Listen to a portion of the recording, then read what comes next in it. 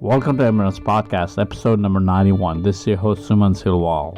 If you haven't done yoga, if you haven't tried it, the first thing is don't get discouraged. I would like to wish you a Happy New Year 2018. 2017 has been a great year for us. And we had a lot of fun learning from different runners locally, regionally, nationally, and internationally runners.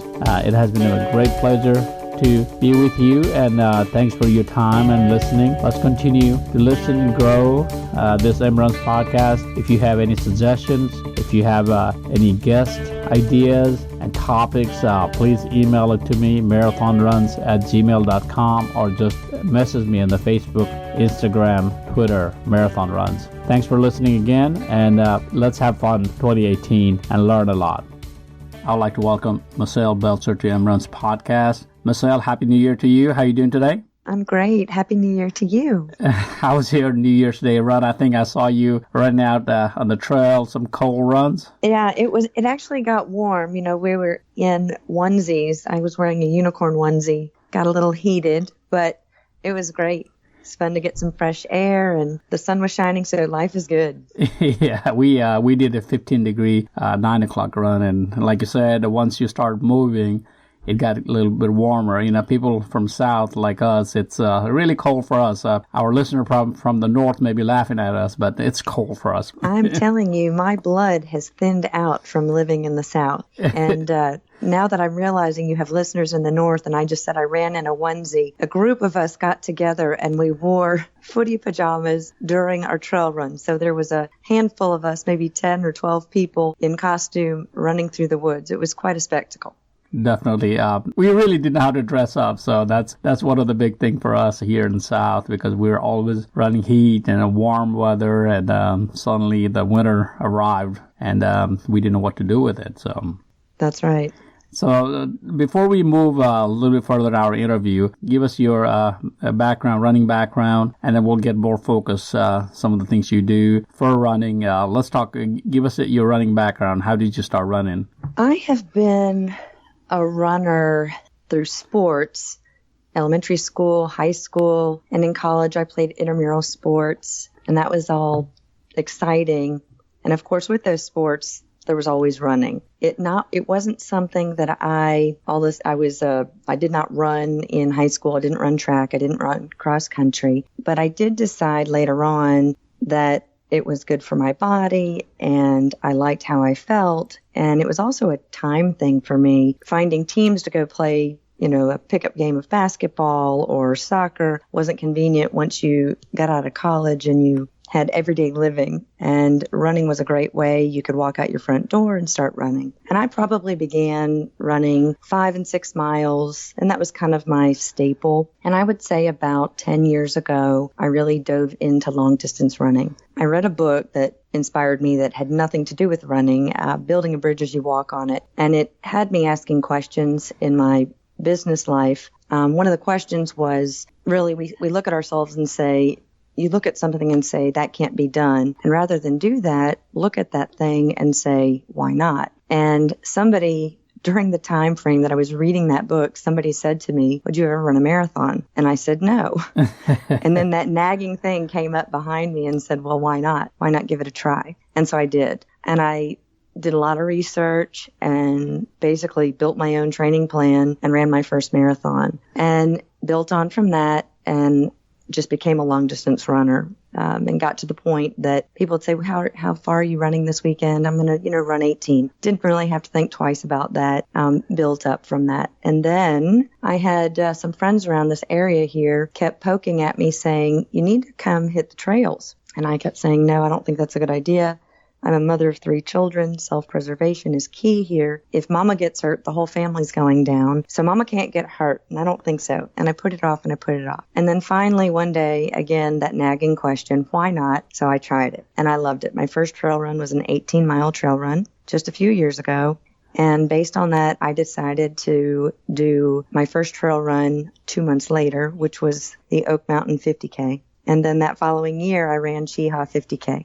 And of course, now I have my sights. I'm looking. I haven't committed yet, but Pinhoti is calling my name, and that's a 100-mile race, which you know. Definitely, I know.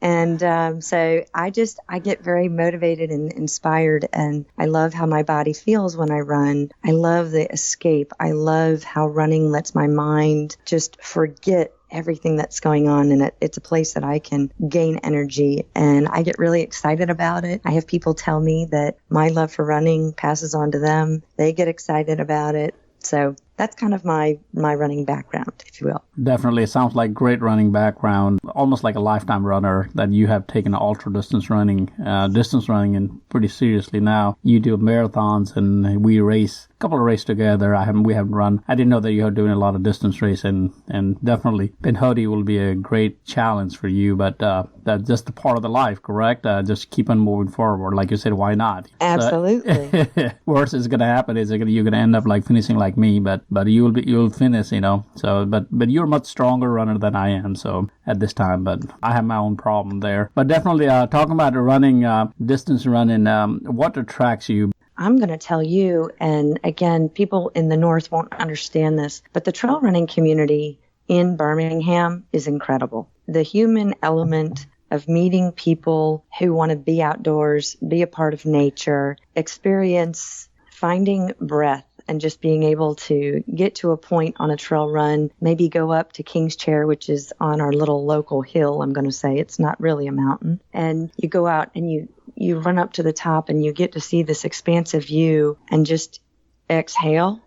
It's an incredible feeling. It's a place that I find I can re-energize. But the people that are involved in this running community really have given me a lot of energy and gusto. And me, with running in general and road running and finding races, I get excited for races. I have a little competitive side to me, and so if I see a race and my body is trained up well, I want to go and I want to execute, seeing what I can do in my body today. That part's exciting for me. And when I get to watch myself continually improve, whether it's through a short distance race or maybe it's a longer distance race, whatever I'm working on at that moment, you get to see accomplishments. You get to watch your body grow and strengthen. And my body, the way it is today, there's no doubt it's between running and what yoga has also done for my body. Definitely. That leads to our main topic of this podcast. Let's talk about the yoga side of you. So when did you start doing yoga? I think it's been about 5 years now. And what happened is a friend of mine who is a yoga teacher, I consider her my yoga mentor now, Jennifer Leahy. She said to me, I want you to come try yoga. And I said, no. My immediate answer was no, I'm not going to do it. And she kept speaking to me, and I was helping her train for a triathlon and helping with the running portion. We ended up going through that, and she said, you owe me. You need to come try yoga. And at the time, my thinking was wrong. I said, yoga is counterintuitive to yoga. I'm afraid if I do some crazy yoga pose, it's going to screw up what I have going on with my running body now. So no.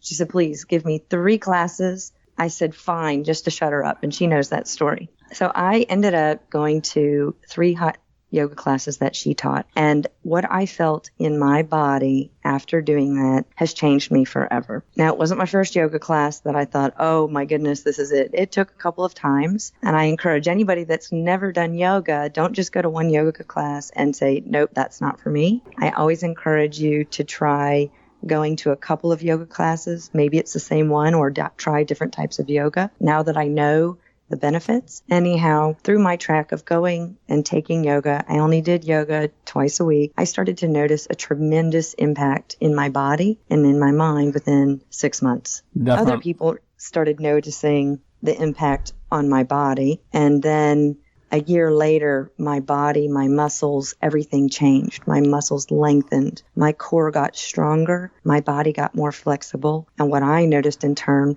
were my races and the runs that I was doing got faster. So moving on, yoga became such a huge piece of who I was. I wanted to take it deeper. And I decided that I wanted to deepen my yoga practice.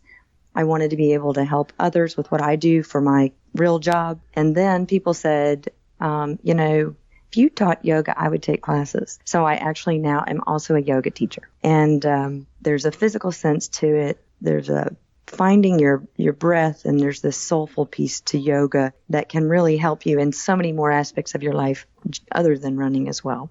Definitely. Let's go backward a little bit.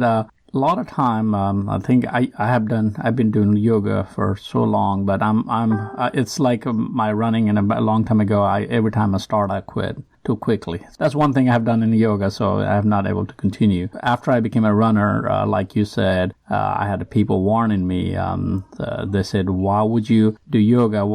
And it can hurt your back, and it can hurt you. So I was just trying to figure out, does yoga help or hurts? I mean, according to listening to you, it helps. So absolutely. One of the things that people and runners specifically are reluctant to try it is because they're afraid they're not flexible enough, and if they bend or they twist and they go too much. What I think happens is people generally will see a pose. They'll see some crazy yoga pose, just like the Wednesday poses I put out there on Facebook, where you see some crazy pose that the person's doing, and people think, I can't do that, so I'm not going to yoga. But that's not what yoga is. When you go to a yoga class, one of the first things that I tell people when we're finding our space on our mat is, if all you did was just breathe throughout the whole session, you've done yoga. It's about finding a stillness. It's about finding your breath, and the benefits of your breath can give you strength, core strength. It can help your posture. It can do all of these great, crazy things inside you. So it's not about the pose. The pose, it's like the added extras. It's like the bonus that you get. It's like training for a marathon. When you run, and over time you're training and you're building up and you're doing all these wonderful things to your body. And the marathon that you're training for, that's the bonus at the end. And that's kind of what yoga is. So you go into a yoga class and they say, okay, let's get into down dog, and you're in your upside down V. Your body's in this upside down V. And some people can do it beautifully, and some people's heels can't touch the ground, and that's okay. It's what you can do in your body today. And you utilize that, and you have to let go of your ego at the door. You can't say, oh, I'm this big, strong, tough athlete, and the person next to me, I have to do everything that they do. It's not about what everyone else is doing. It's about what you're doing on your mat, and being able to find whatever flexible movements or stretches that happen while you're breathing that help you develop your yoga practice. Definitely. Talking about further drilling down in yoga, I didn't know this, and I was trying to figure out the difference between yoga and Pilates. There's a lot of similar poses you do for yoga versus Pilates. What is the difference between those two? So sometimes I've heard people say yoga and Pilates are sister practices. Pilates, and from my understanding, I've done Pilates. I've taken one Pilates class in my lifetime, and there's a use of machines to assist you in some of the movements. So I don't want to get criticized if anybody's a Pilates expert. I don't know the specific things that they do in Pilates, but I do know that there are use of machines. In yoga, no machines. It's your mat. There's no weights. You're using your own body weight to help strengthen and build your body. Definitely. One of the things about yoga has been practiced more than 5,000 years. So it's I think Pilates is recent things. But I always get those questions I asked. It's like, I don't know, but yoga is different. I know that part. But definitely talking about, in a podcast, it'll be hard to show all the pose. Maybe we need to direct some of the what you call poses to your Facebook or Facebook page you have. But talking about as a runner yourself, what are the good poses, and what are the things we as a runner should look at it? I mean, I'm interested to implement yoga as one of my 2018 goal. Mm-hmm. There are wonderful poses that you can get into and use before running, after running, that help with various things in your body. The one thing I will say, before you start doing poses, it's always nice to do some warming up in the body. And there's a sequence of things. We like to warm up the hips and the spine, and these are poses called cat and cow, and then also doing some hip circles. My body, whenever I teach a class, I love doing hip circles. You're on your hands and knees. Take your hips over to the right and back by your feet and then over to the left. And you're inhaling and exhaling as you're doing this. But when you're doing these movements, it's not just doing the movements to move your body. You're noticing the sensations in your body and where those feels are. So let's say you're doing a hip circle and I have you take your hip over to the right and back, and then you get over to the left side and maybe there's some soreness or tightness. Well, just because I might have you move through on an inhale and an exhale, maybe your body, you need to linger in a spot where you feel a pocket of tenderness, and that's okay. And maybe you stay there for a full breath, inhale, exhale, or maybe two. And the idea with yoga, when you inhale, you're lengthening muscles, and when you exhale, you're softening and you're sinking deeper into a pose. And it's this idea of these opposites that allow your body to get further in these things that you need. So going on. So if you're moving your body, getting your body warmed up, Pigeon Pose is a great pose for runners. You can do pigeon on the floor, meaning on your back, or you can do pigeon on your hands. And I don't know, I can try to explain it, but it might kind of sound funny, but somebody could do a Google search and see what Pigeon Pose looks like. But again, if you see a pose, a picture of a pose, don't think, oof, I have to get in that pose right away. You want to find a place where it's not pain, but you get to a point where you find your edge. And that's where you want to stay and breathe. And on that exhale, relax your hips, relax your arms, whatever you have tight, relax and soften them and see if you can stay there for a certain amount of time. Another great pose is lizard. There's high lizard, there's low lizard. That's a great pose for runners. Another one that really gets into your hips is frog. A lot of times runners have a very hard time. If you are able to get on your forearms in a frog position, that's excellent. Runners sometimes have to stay on their hands and push up into their arms in frog because of the tightness or their hips aren't open. So you have those as a couple of poses. But basic poses like Warrior One, right now I'm focusing with my classes that I'm teaching, slowly getting into Warrior One. And if someone was in down dog position, and that's an upside down V, and your hands are to the ground, and if you got yourself into a Warrior One, you would inhale your right leg up, for example, exhale, bring your right leg through and place it down in between your hands. And what I have people do is lift their hands off the ground about an inch. And this is where it's tricky because people like to cheat, I think, and they use their hands to push off and raise up their arms to the sky. But instead, what I have them do is lift their hands up off the ground, and their right knee is bent at a 90-degree angle, and they're engaging their Udiyana Bandha, so they're sucking their belly button in and upward towards their spine. So you're using core strength, and you slowly lift your body, and I say hug your muscle to the bone as you lift your arms and reach them to the sky. So there you are in this Warrior One position. Your fingers are spread wide, the palms are facing each other, and then you're looking up at your hands. And then what I do is have people tilt their pelvis slightly forward, and you get a beautiful hip flexor stretch. And runners, when they get there and feel that, and if you're holding and inhaling and exhaling, I bet you break out into a sweat.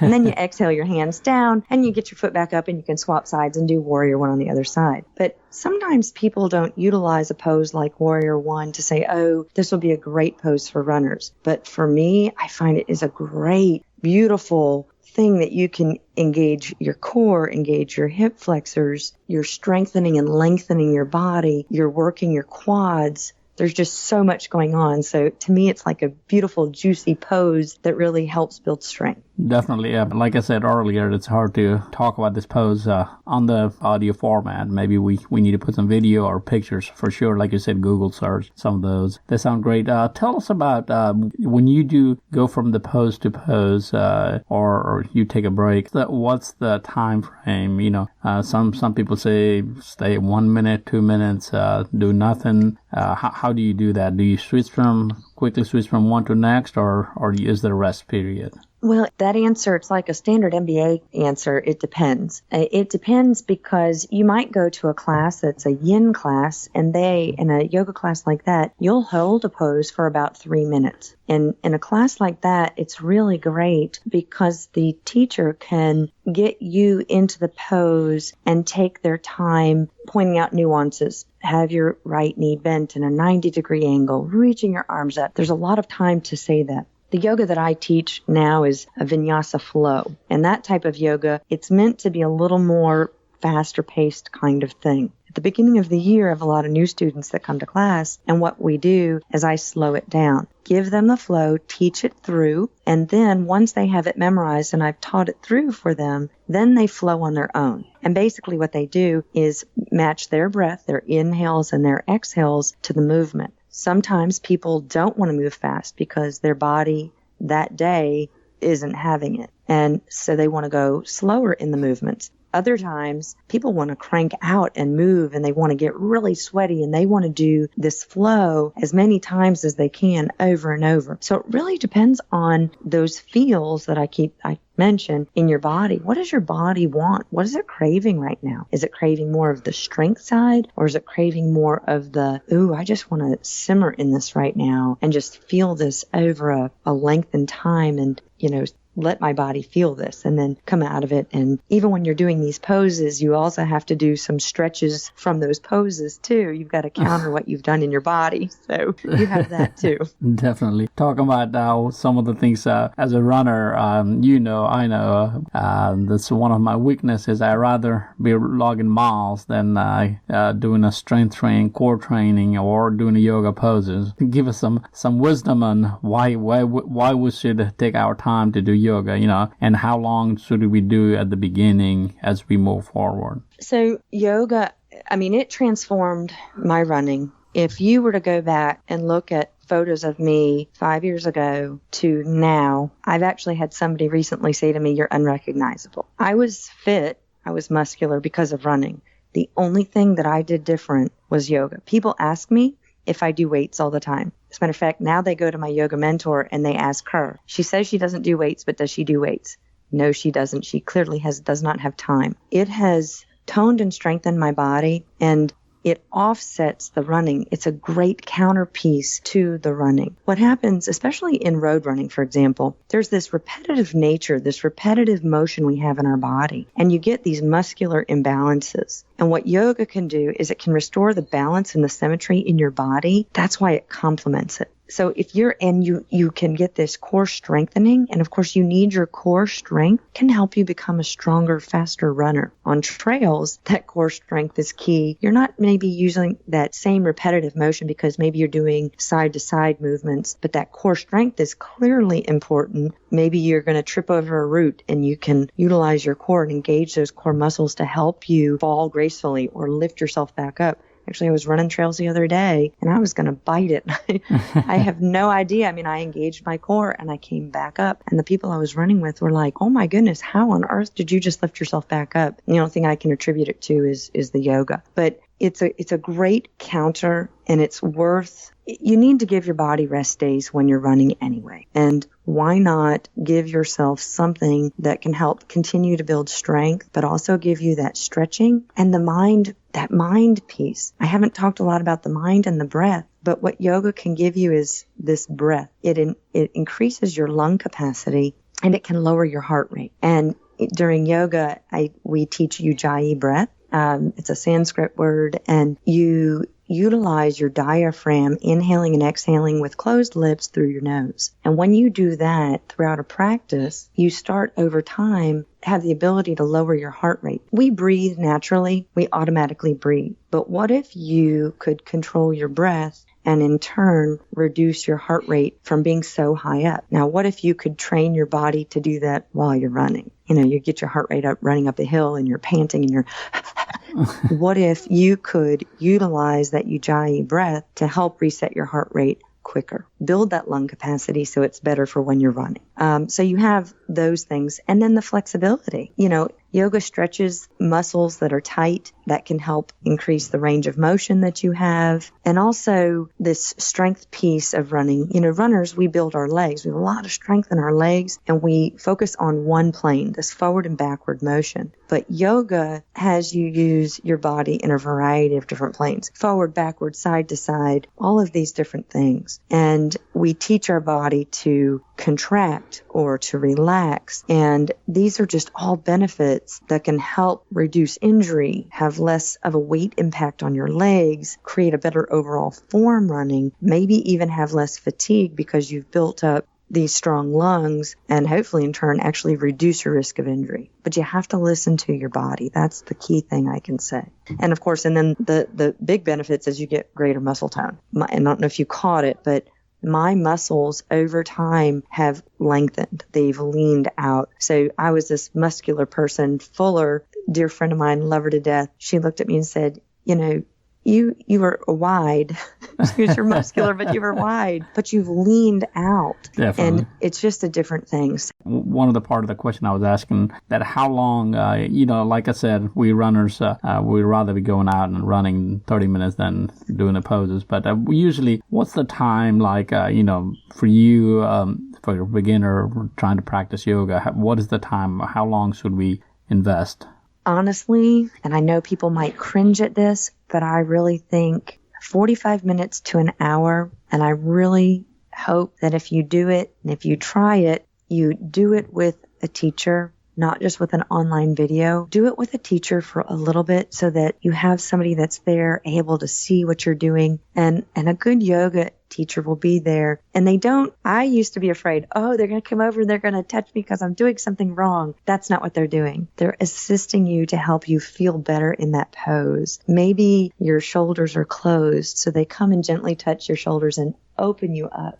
Or if you're standing in Warrior 2, maybe your hips aren't in the greatest alignment. See, that's another thing. Our bodies are all different, and so our joints and sockets are different. So my Warrior 2 may look very different than your Warrior 2, and that's okay. But I really think 45 minutes, if you don't give yourself all of the phases that you need to go through a yoga session, you cheat yourself. If you're strictly just going to sit and do some quick yoga poses, then and not take that advice, I would say at least try to give yourself, build up to 3 minutes per yoga pose that you're doing. But I really stress trying to find somebody to do yoga with that can teach you and show you. It will revolutionize the way you run. Definitely. You definitely sold me doing the yoga. I need to look into how I can put my time into it. Definitely it's worth investing because amount of races I do, amount of injury that I have, I need to slow it down somewhere and add something else. I think yoga will be a good addition. On the yoga side, talking about the breathing part, I try to practice that even when I'm not running, when I'm not doing any of the pose, but when I'm running as well as not running. So that's always helps me, but I don't think I'm doing also properly. I think breathing really helps. Like you said earlier, as we climb the hills, breathing heavy, maybe sometime I try to bring it back, try to say, okay, trying to focus back to breathing normal. So talking about yoga teaching, you do teach yoga classes. You mentioned that, correct? I do. Mm-hmm. So do you have like a regular classes you do here around Birmingham area, or? I do. I actually teach in my home as well on Mondays and Fridays in early morning. So before kids have to be out the door and go to school. And then I also teach downtown Birmingham at 24E at noon on Wednesdays and Fridays. And if you get into a regular practice over time, especially if you find an instructor that you like, it just starts to build and that teacher gets to know you. So when I know who's coming to my yoga classes in general, so I have a lot of runners that come to my home. If I know they're coming, I focus on things that I know will benefit runners and help and will stay in poses a little bit longer maybe. And that works really well in their bodies. There's different phases during a yoga practice, and you were talking about the breathing, and this part is really key. Once you enter, a yoga, if you're going to yoga, you take your shoes off and you sit down on your mat. And you want to find yourself in an environment where you're trying to get settled. Now, no yoga teacher should have an expectation that, okay, the yogis are going to be on the mat and they're going to be ready to go. We all have things on our mind. Call it monkey brain, and you have thoughts and ideas and your to-do list, and I've got to get my kids to school. So how do you get yourself to reset and focus? And that's where this idea of breath comes in. And I begin my classes. We just kind of sit on the mat, and you start to, you feel your body on the mat, and then you just inhale and exhale. And a yoga teacher will talk you through closing your eyes, maybe lifting up your shoulders as you inhale, relax your shoulders back and exhale. And then we talk about what the breathing does for us. And then we go into this Ujjayi breath. And I'll explain a little bit right here. I won't do it like I'm teaching a class, but Ujjayi breath, you want to close your lips and you begin to take a deep inhale through your nose. And you want to envision that inhale going down your throat, filling up your ribs, expanding your lungs like a balloon, letting that air work down your diaphragm deep down into your belly. And as you exhale, you force that air back out through your nose. Let that air go through your ribs and your lungs and back deep down into your belly, forcing all of that air out. And as you continue that movement in and out through your nose, inhaling and exhaling, and sometimes people get really freaked out. They're like, I can't do that, much less try to add some activity. But it's, again, you build it up over time. And during a yoga class, hopefully the yoga teacher is helping you as you're opening and reaching up into poses, you're inhaling. And maybe as you're closing in a pose, you're exhaling. And they're reminding you throughout the practice to breathe. And as you're sitting there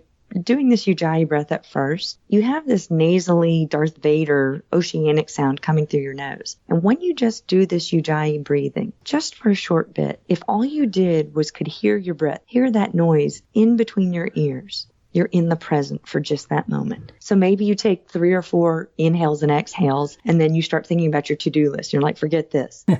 Let it go. And then say, okay, but I got to breathe. Let me hear that again. And you can help reset and retrain your brain to be in the present and find that stillness. And that stillness, to me, is what helps give us peace. It rejuvenates us, and it gives us an energy that helps us take on the day. And it helps us when we have something that troubles us and something that frustrates us, or something that somebody cuts you off. Well, instead of letting that person cut you off and you get really angry, take a deep inhale and exhale and you let it go. And then you maybe you say, there's got to be a blessing in just what happened. And you find that blessing. And so you let go of all the yuck and the ick, and you bring in the bountiful and the good. That sounds great. Michelle, I try to practice breathing a lot. Like I mentioned earlier, definitely I will have to look into doing more of those in the coming days. So Michelle, a lot of time when we think about yoga, it has to be done earlier part of the day. You mentioned that you teach classes early in the morning, midday. I have seen friends, they do late in the afternoon. What is the ideal time? Is it any time, or is it like running? Whenever you should do it, whenever feels good, or do we need to have a routine on that? Well, I think routine is good, just kind of like running. For me, in my busy schedule, if I don't get my run in the morning because I have kids and all these extra activities, if I don't get it in, it's likely something's going to hiccup and I'm not going to be able to get it in. But I think it's independent on person, and I think that it depends on what you need and when you need it. For me, I like doing yoga in the morning, meditation in the morning, and I said meditation, and I don't want people to freak out on that word either. I look at meditation as stillness, but it's finding moments in your day. And for me, yoga helps me start my day. It's what I need to feel good in my body. If I haven't done yoga, I know it and my body knows it. But a lot of times, maybe somebody has a really stressful work place or a job that's just really intense. Maybe they want to do yoga at night because it's a great way for them to unwind and decompress, get their mind right. Maybe they do it before they go home and they have a family and they want to not be all amped up from having their crazy work day. And it helps give them time to give themselves a little rejuvenation and come back and find their center so that they can be a good human being and being able to function well in society again after having a, stressful, crazy day or a crazy commute or whatever it may be. So I think it depends on the person. It depends on, what you need individually. Definitely. It sounds like, as I hear you, one of the common theme I hear is this yoga doing yoga will complete that mind and body that we discussed and start discussing this topic earlier. Basically completes the whole thought, because as a runner, we are continuously in that motion of understanding body through the mind and, trying to get over a lot of things as we run, and yoga kind of help to complement that. Absolutely. And focus. Think about a run. Maybe it's just your everyday run, or maybe it's a race. One of the things you want to have during a race is focus. You have an intention for your race, and your listeners don't know this, and you had mentioned that we have run together. What people don't know is that one of my first times running with you was during a race, and I didn't know the course well. I was just out there running, and I found out that you were doing, it was the Butts Barely Ultra. I was doing the half, you were doing the full. And I ended up finding out as you ran, we were running the same pace for two very different distances. And you knew that course very well, and you were focused. And what it allowed me to do was just run. And I listened to you, and by you knowing that course and saying, here comes the hill, I could get my body to do what it needed to do to get up the hill. You actually even said, let's slow it down on the hill so that when we get to the top, we can let it go. And oh, by the way, coming up, there's this other part. It's going to be a 2-mile stretch where we can just let it all go and let it out. And it's that kind of focus and determination that you can use when you utilize yoga. It can help give you that focus and that drive, because you can reset your brain and your mind to focus on task at hand. And, just kind of like what you did for me during that race. You were functioning as my mind. I no longer had to think about what I'm doing, where I'm going. I had somebody telling me all I had to do was move my legs and breathe and take on that focus. And to your podcast listeners, he ran me to a first place female finish. So that was awesome. I thought it was awesome. I completely remember that race. You were following me for a while, and I didn't know who was following, because I was, like you said, you got heads down on the trail. Then I realized it was you. So it was fun. Absolutely. I'm like super appreciative. I was like, man, that was fantastic. But it's that idea of this focus. And that's the other great thing that yoga can give to you. If you can get your brain and your breath, if you can find your breath, you can help reset your brain to take on various things. Maybe even breathe through pain. Maybe you're on a trail run and your body is going through exorbitant amounts of pain. What if you potentially could breathe through it? I didn't really have yoga. I didn't have yoga when I had kids. And on my first child, they say, oh, do this breathing. I didn't appreciate it. But I get it now. Like, I get how finding your breath and just being there in the moment, finding the present. And I'll share a quick story if I can with you. Definitely. I had mentioned the meditation. I hesitate using that word because a lot of people think yoga, there's this spiritualism. Some people think it's related to Buddha. Some people think, maybe they're a Christian. They can't do it, or they're some sort of religion. And yoga, to me, it's not about a religion. It's about breath. It's about movement. It's about your body. And meditation is also this same kind of concept. It's not about any chanting. Now, there are yoga practices that chant, and they use terms like Om. When you say Om, there's a vibration in your body when you say that. There's belief that it's kind of this centering to help vibrations in your body. And I don't teach that, but what I think meditation or breathing, it helps you find stillness. So I was going to a meditation class. It was going to be a 45-minute meditation session. So that means you're going to sit with your yoga tribe, probably in a circle, and you're going to breathe for 45 minutes. And that's all you're going to do. You're not doing anything else. And people get really freaked out by that.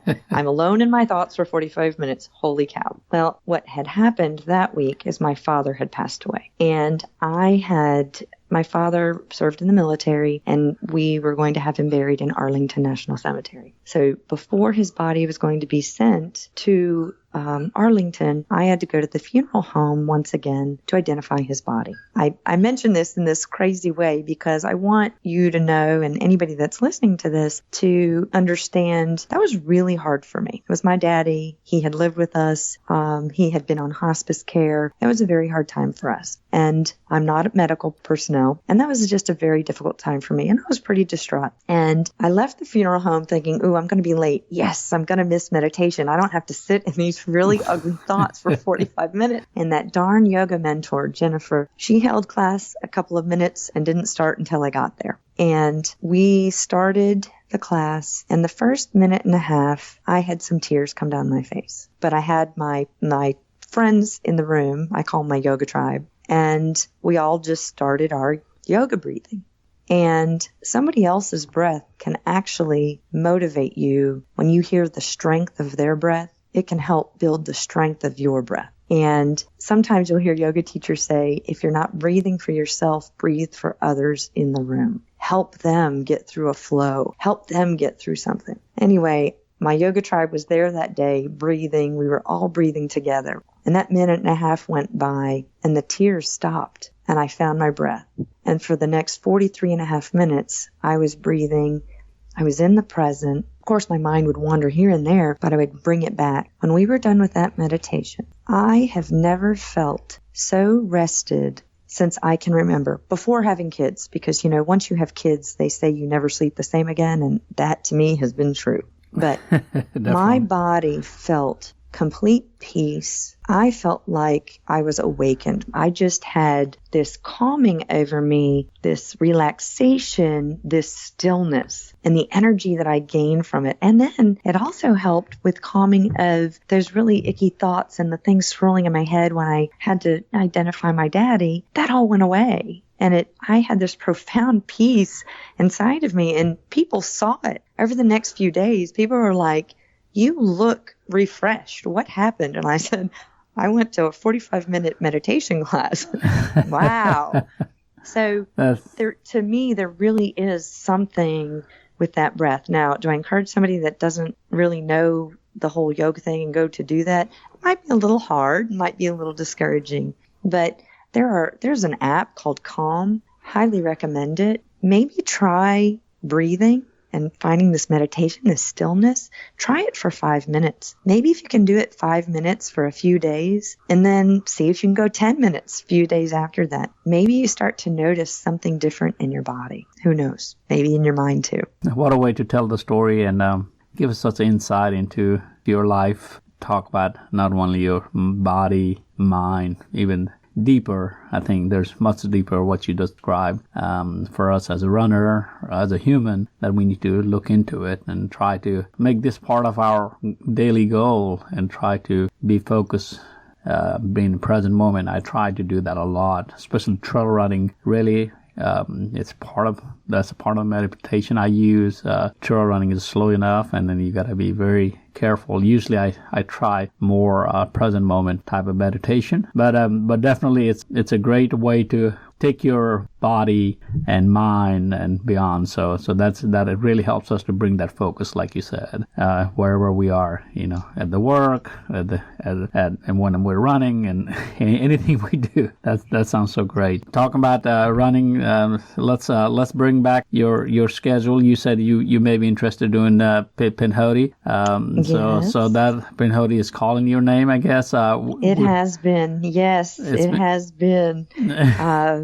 And my father's funeral, that kind of paused me from doing it this past November, but I'm still gnawing on it, talking to all the experts who I know. And I also want to make sure I better understand the fueling needs of that. So once I get that in check, I'm fairly sure I'll be recruiting pacers for that and getting that on my radar. And my next race, I think, it's going to be Mercedes Half. I have somebody that's asked me to help train them for a half marathon, and so I may go run that with her just to kind of give her some support and encouragement, and do that. And I have got to look at my race schedule and kind of see what what cool races I want to get on there, and take the next step. Normally, this has been the longest I've gone without having a succession of races between trail and road on my schedule. But you should try either Lake Martin or Run for Kids in May. So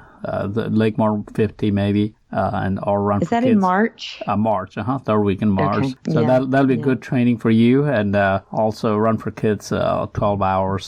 So that kind of gives you idea how far you can travel in the 12 hours. Not exact same course, but it kind of gives you an idea if you have not gone 50 miles, then it'll be good test. But Pinhoti, telling you what you just described me, mind, body, all these things that we talked about, it's so important. I mean, I have gone through it just recently, and it's all about just that mental, physical, and it comes from inside your heart and what do you want to finish and how you want to do it. I mean, you have it all, and if you wanted to take that leap of faith and go and do your 100, I think you're ready. I mean, mentally, physically, you still have to train, but but definitely, but that part will help you tremendously. So I'm looking forward to seeing you have a Pinhoti buckle next November.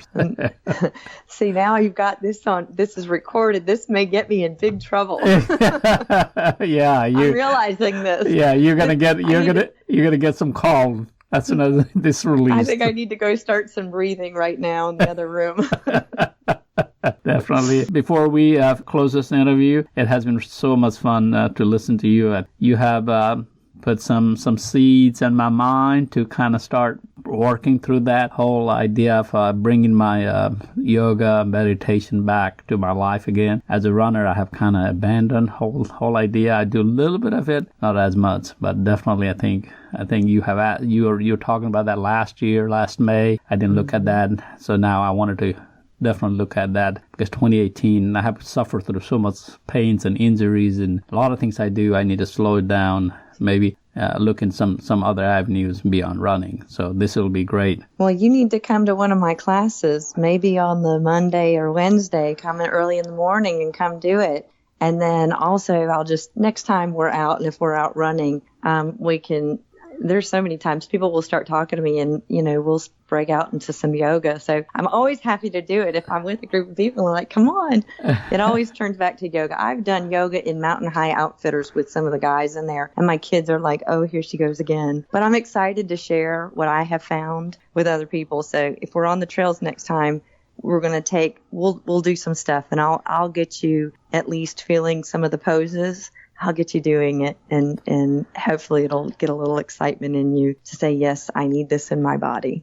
Definitely. I do need a yoga in my body, but like I said, I quit too many times. I do need to take this in slowly, definitely. But 5:15 in the morning, oh man, I cannot wake up that early this cold. So. Oh, you can, but it's warm. It's hot yoga. It's nice and warm. So you just walk in, and then boom, it's warm, and your body is warmed up, and you're like, wow, this is amazing. I'll tell you, give it a try one time, and then I bet you'll be back. Definitely. I bet you'll be back. We'll have to think about that. Thanks for inviting me. And if our listener, they wanted to find you, how can they find you? I don't make it easy, but Michelle Belcher on Facebook, and my maiden name is in there, so it's Michelle Freihofer Belcher. And I do post. I didn't do one today, but if you go on there, you'll find every Wednesday, we call it Hump Day Asana, Hump Day Wednesday, and asana means pose. And we put some kind of crazy pose out there to kind of get people excited about asking questions and how do I do that? And there's a lot of secret yogis out there that are practicing yoga now because some pose inspired them. They wanted to try it and try something new in their body. So. Definitely. We'll have to check it out. Before we close this interview, I just want you to give a word of advice to all the runners, listeners who's listening to our podcast to give it a try, the yoga and meditation as part of daily routine. Absolutely. If you haven't done yoga, if you haven't tried it, the first thing is don't get discouraged, and don't think because maybe you're a fantastic runner that there's this expectation that you're going to be fantastic doing these top top-notch yoga poses. I can't do all of them to the extent that they're doing. So go into it with an attitude of having grace and issuing yourself grace. And just remember this ideology of it's what you can do in your body today. And if you think about, if I went in today and did a yoga class, and then maybe a week later I run a marathon, that very next day, my body is very different than what it was the week before. And so think about it in those terms. Issue yourself grace to say, I don't have to be doing what the person's doing next to me. It's about understanding the feels in your body and taking care of your body and taking care of your mind. Yoga is something that you can give to yourself, to strengthen your core, to give you as a runner flexibility, and also to give you that breath. Sounds like it's such a great word of advice, Michelle. It has been so pleasure to talk to you, listen to you, learning from you. Hopefully I can join some of the yoga session that you have, and hopefully our listener can get some advice for this 2018 and start their year by doing some yoga poses, or at least get some breathing, or at least look into doing yoga and see where you can get by the end of the year 2018. So it'll be a great journey, and thanks for coming to Emran's podcast. And if you can, once I publish this podcast, if you can, if any of our listeners, they have a question, they post, so if you can, please answer those, and we'll absolutely. And if you're able to find me on Facebook, please feel free to shoot me a message. I'd be happy to help you, walk you through. And something else that I know we're ending, but runners get plantar fasciitis, for example. There are great yoga poses for that. And I've sent some videos that I've made. They're very not great videos, so I don't publish them, but I did them quick. But there's some great yoga poses that you can do to help stretch out the bottoms of your feet and feel better. So please feel free to email me questions. If I don't have the answer, I can direct you somewhere. And Suman, I really appreciate this opportunity that you asked me to do this. I love it. And I appreciate you offering this up and taking time to chat with me today. Thanks for coming to the podcast. Hopefully, let's try to catch up sometime mid-year or sometime in the fall and see if anybody if we want to talk about a little bit more on yoga and see where everybody is. Let's do that. And thanks for coming to Emran's podcast. Thank you. Have a great day. Thanks for listening to another episode of Emran's podcast. Please visit emrans.com to listen to previous podcast shows, links to our social media channels. Please follow Marathon Runs on Instagram, Facebook, Twitter, and YouTube for recent updates, race photos, discount codes, and more.